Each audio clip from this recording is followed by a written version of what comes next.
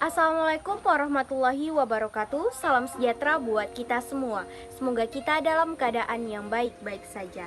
Nah, kami dari kelompok 2, program studi Sistem Informasi kelas 5B akan mempresentasikan apa itu fungsi, proses, dan peran dalam IT Service Management. Kelompok 2 terdiri dari saya sendiri yakni Andi Elia dan rekan saya Arvina Fadila, Muhammad Kurnia Sandi, dan Milda Fitriani. Berikut adalah penjelasan dari kelompok 2. Selamat menyaksikan. Baiklah, di sini saya akan menjelaskan mengenai fungsi. Istilah fungsi, proses, dan peran seringkali membingungkan. Ini tidak mengherankan karena mereka saling terkait. Fungsi dalam konteks ini adalah bagian struktural dari suatu organisasi, misalnya divisi atau unit bisnis yang didirikan untuk melakukan hal-hal tertentu. Misalnya, meja layanan adalah fungsi yang dibuat untuk melakukan aktivitas yang ditentukan dan menghasilkan hasil yang ditentukan. Orang-orang dalam suatu fungsi telah menentukan peran yang mereka lakukan untuk memberikan hasil yang diperlukan. Sesuai sifatnya, fungsi dikhususkan dan memiliki disiplin ilmu, keterampilan, ukuran kinerja, dan bisnis pengetahuannya sendiri. Fungsi melakukan aktivitas yang merupakan elemen proses. Fungsi individu dapat melakukan keseluruhan proses atau biasanya berbagi proses dengan fungsi lain. Selanjutnya saya akan menjelaskan mengenai proses. Nah, proses merupakan serangkaian aktivitas terstruktur yang dirancang untuk mencapai tujuan tertentu. Nah, suatu proses mengambil satu atau lebih input yang ditentukan dan mengubahnya menjadi output yang ditentukan. Nah, proses dapat mencakup satu peran, tanggung jawab, alat, dan kontrol manajemen yang diperlukan untuk memberikan keluaran dengan handal. Nah, suatu proses dapat menetapkan kebijakan, standar, pedoman, kegiatan, dan instruksi kerja jika diperlukan.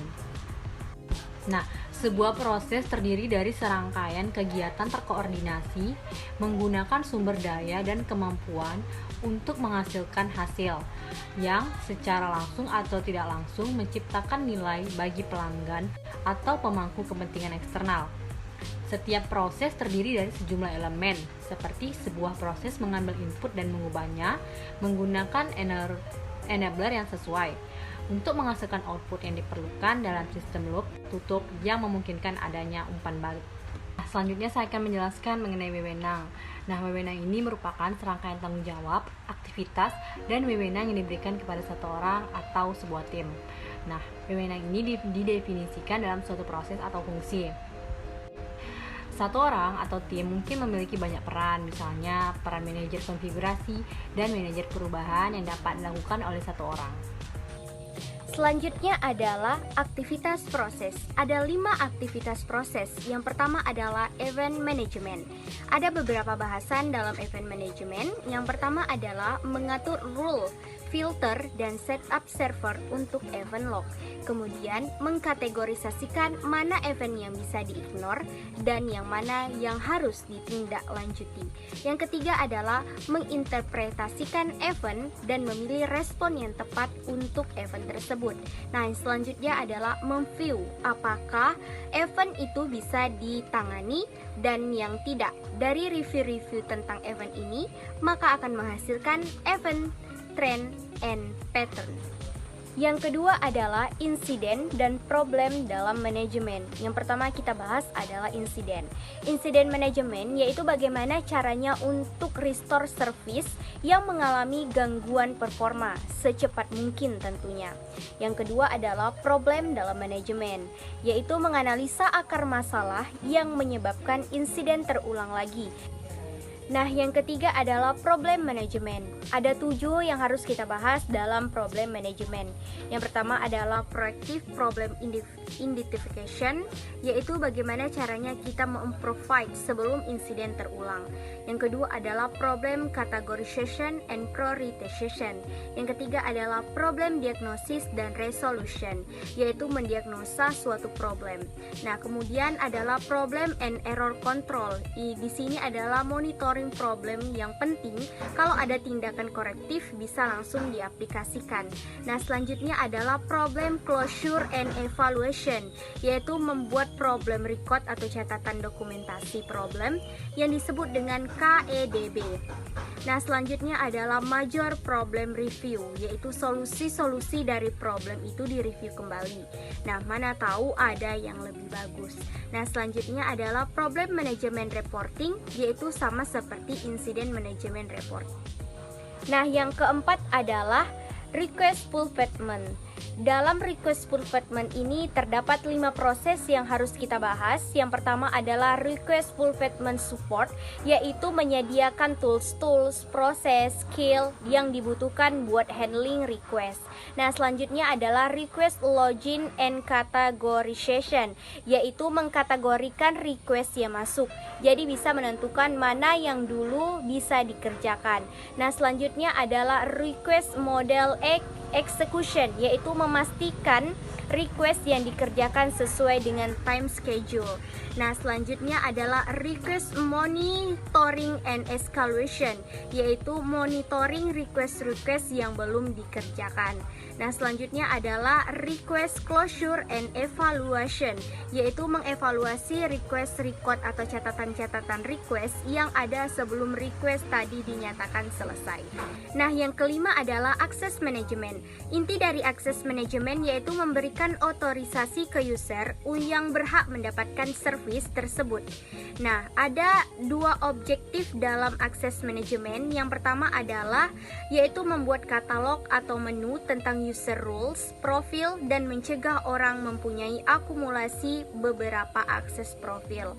Nah, selanjutnya yang kedua adalah memberikan request untuk add, change, revoke access right, dan make sure hanya untuk authorized user yang boleh menggunakan fitur ini. Nah, demikian penjelasan tentang aktivitas proses. Selanjutnya dijelaskan oleh teman saya. Baiklah, di sini saya akan menjelaskan tentang aktivitas fungsi. Ada 4 poin dalam aktivitas fungsi. Yang pertama ada service desk, ada manajemen operasi TI, ada technical management, dan application management. Baiklah, saya akan menjelaskan yang pertama, yaitu IT service desk. Adalah suatu titik kontak untuk pelanggan internal, yaitu karyawan, untuk mendapatkan layanan dari departemen TI mereka. Yang kedua yaitu manajemen operasi TI yang disingkat dengan ITOM.